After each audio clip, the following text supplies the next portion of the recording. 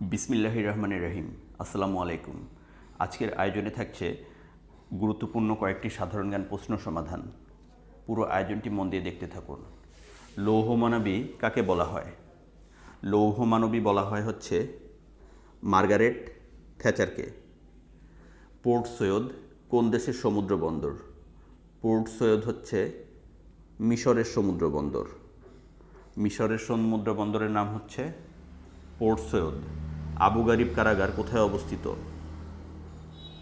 পরের প্রশ্ন হলো আবু গারিব কারাগার কোথায় অবস্থিত?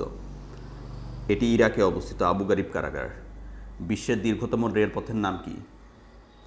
বিশ্বের দীর্ঘতম রেলপথের নাম হচ্ছে ট্রান্স সাইবেরিয়ান রেলপথ। পরের প্রশ্ন, রয়টার কোন দেশের সংবাদ সংস্থা? রয়টার হচ্ছে যুক্তরাজ্য ভিত্তিক সংবাদ সংস্থা হচ্ছে রয়টার। চেসাপেক ব্রিজটি কোথায় অবস্থিত? যুক্তরাষ্ট্রে চেসাপেক ব্রিজটি অবস্থিত। ডাকার কোন দেশের রাজধানী? ডাকার হচ্ছে সেনেগালের রাজধানী। সেনেগালের রাজধানীর নাম হলো ডাকার। নাফটার সদস্য নয় কোনটি? নাফটার সদস্য নয় হচ্ছে North American free trade agreement. নাফটার সদস্য নয় হচ্ছে ভেনিজুয়েলা। মার্কিন যুক্তরাষ্ট্রের মেয়েরা কত সালে ভোটাধিকার পায়? 1920 সালে মার্কিন যুক্তরাষ্ট্রের মেয়েরা ভোটাধিকার পায়।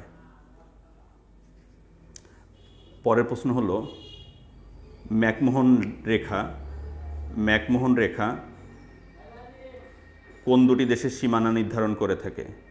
ভারত এবং চীনের মধ্যে সীমানা নির্ধারণ করে থাকে হচ্ছে ম্যাকমোহন রেখা। আমেরিকার প্রথম কৃষ্ণাঙ্গ মহিলা পররাষ্ট্রমন্ত্রীর নাম কি? আমেরিকার প্রথম কৃষ্ণাঙ্গ মহিলা পররাষ্ট্রমন্ত্রীর নাম হচ্ছে কন্ডোলিজা রাইস। পৃথিবীর বৃহত্তম দ্বীপের নাম কি? পৃথিবীর বৃহত্তম দ্বীপের নাম হলো গ্রিনল্যান্ড। M19 কোন দেশের গেরিলা সংগঠন? M19 কলম্বিয়ার গেরিলা সংগঠন। কলম্বিয়ার গেরিলা সংগঠনের নাম হচ্ছে M19। মুক্তিযুদ্ধভিত্তিক উপন্যাস আরক ফ্যালগুনের রচয়িতা কে? জহির রায়হান হচ্ছে মুক্তিযুদ্ধভিত্তিক উপন্যাস আরেক ফাল্গুনের রচয়িতা। বাংলাদেশের জাতীয় সংসদ ভবন কবে উদ্বোধন করা হয়? 28 জানুয়ারি 1982 সালে বাংলাদেশের জাতীয় সংসদ ভবন উদ্বোধন করা হয়। অসংখ্য দ্বীপ নিয়ে গঠিত বনাঞ্চল কোনটি? অসংখ্য দ্বীপ নিয়ে গঠিত বনাঞ্চলের নাম হচ্ছে সুন্দরবন।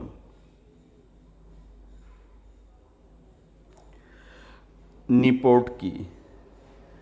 নিপোর্ট হচ্ছে জনসংখ্যা বিষয়ক গবেষণা এবং ট্রেনিং সেন্টার। নিপোর্ট হচ্ছে জনসংখ্যা বিষয়ক গবেষণা এবং ট্রেনিং সেন্টারের নাম হচ্ছে নিপোর্ট। বাংলাদেশের এয়ারফোর্স ট্রেনিং সেন্টার কোথায় অবস্থিত? বাংলাদেশের এয়ারফোর্স ট্রেনিং সেন্টার অবস্থিত হচ্ছে যশোরে। পরের প্রশ্ন হচ্ছে বাংলাদেশের সংবিধানের কত ধারায় শিক্ষার জন্য সাংবিধানিক অঙ্গীকার বর্ণিত রয়েছে? বাংলাদেশের সংবিধানের কত ধারায় শিক্ষার জন্য সাংবিধানিক অঙ্গীকার বর্ণিত রয়েছে? 17 নং ধারায়। বাংলাদেশের নদী গবেষণা ইনস্টিটিউট কোথায় অবস্থিত? ফরিদপুরের নদী গবেষণা ইনস্টিটিউট অবস্থিত। বাংলাদেশের আবহাওয়া অধিদপ্তর কোন মন্ত্রণালয়ের অধীনে?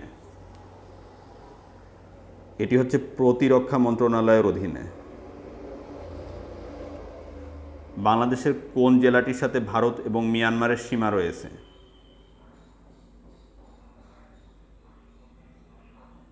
রাঙ্গামাটি জেলার সাথে ভারত এবং মিয়ানমারের সীমানা রয়েছে।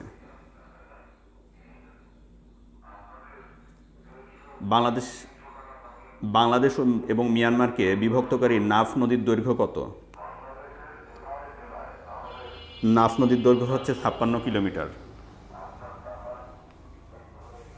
Zobera Rahman Linu Guinness book of রেকর্ডসে স্থান পান কোন খেলায়? Zobera Rahman Linu Guinness book of রেকর্ডসে স্থান পান হচ্ছে টেবিল টেনিস খেলায়।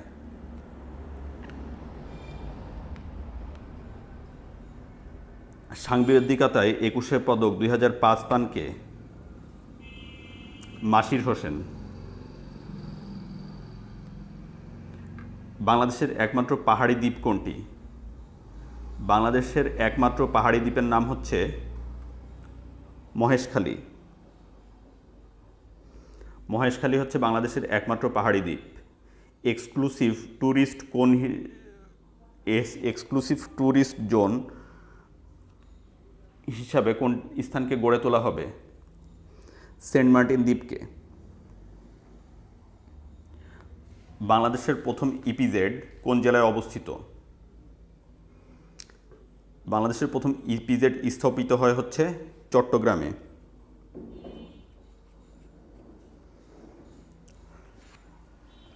বাংলাদেশের প্রথম ইপিজেড কোথায় স্থাপিত হয়? এটা হচ্ছে চট্টগ্রামে স্থাপিত হয়। পরের প্রশ্ন হলো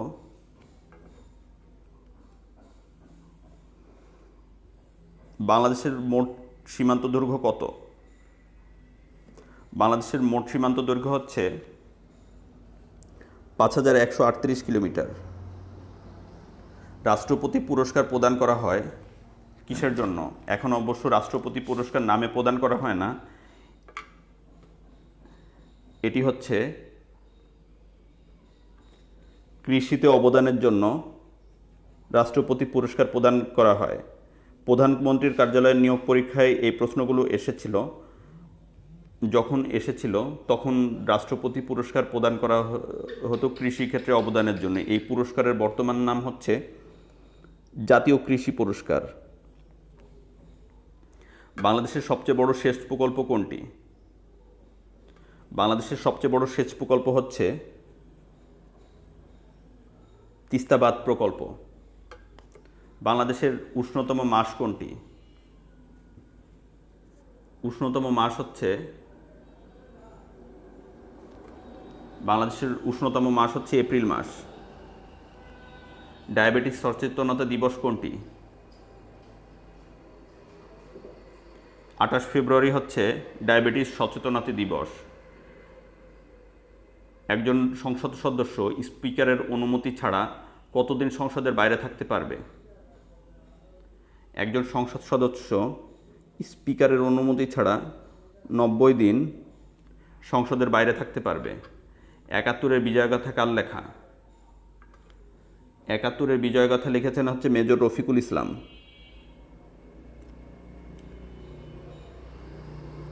বাংলাদেশের প্রথম বেসরকারি ব্যাংক কোনটি? বাংলাদেশের প্রথম বেসরকারি ব্যাংক হচ্ছে আরব বাংলাদেশ ব্যাংক।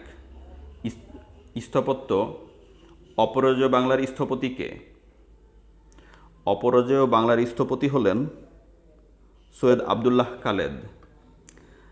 বাংলা নববর্ষ পহেলা বৈশাখ চালু করেছিলেন কে?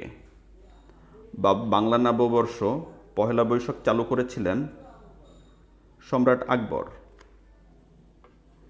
গ্রিনিজ মান সময় অপেক্ষা বাংলাদেশের সময় কত ঘন্টা আগে? পরের প্রশ্ন ছিল গ্রিনিজ মান সময় অপেক্ষা বাংলাদেশের সময় কত ঘন্টা আগে? গ্রিনিজ মান সময় অপেক্ষা বাংলাদেশের সময় হচ্ছে 6 ঘন্টা আগে। সবচেয়ে ছোট পাখি কোনটি? সবচেয়ে ছোট পাখির নাম হচ্ছে হামিং বার্ড। ক্রিকেটে আউট হওয়ার উপায় কয়টি? ক্রিকেটে আউট হওয়ার উপায় হচ্ছে 10টি। ইউনিসেফ সুন্দরবনকে কততম বিশ্ব ঐতিহ্য হিসাবে ঘোষণা করে? ইউনিসেফ সুন্দরবনকে 522তম বিশ্ব ঐতিহ্য হিসাবে ঘোষণা করে। হযরত মুহাম্মদ সাল্লাল্লাহু আলাইহি সাল্লাম কত সালে হিজরত করেন? হযরত মুহাম্মদ সাল্লাল্লাহু আলাইহি সাল্লাম 622 সালে হিজরত করেন। ধন্যবাদ ভিউয়ার্স।